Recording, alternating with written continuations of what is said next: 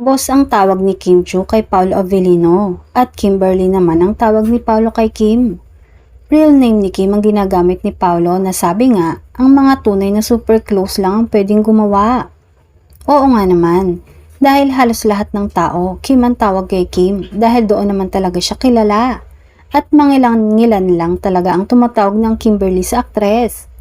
At pag boss naman ang tawag ng babae sa lalaki, isa lang ang ibig sabihin nun, na super taas ng respeto nito sa tao. At sa totoo lang, ang daming kilalang girls na ang tawag sa mga jowa nila ay boss.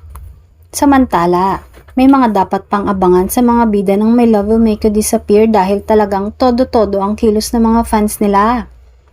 Una na nga riyan ang pa-electronic billboard nila sa New York City at pati na rin sa Singapore. At syempre sa Pilipinas din sa kahabaan ng EDSA. At lahat yon ay effort talaga ng mga fan nila tulad ng Kim Pao International, Kim Pao Philippines at marami pang iba.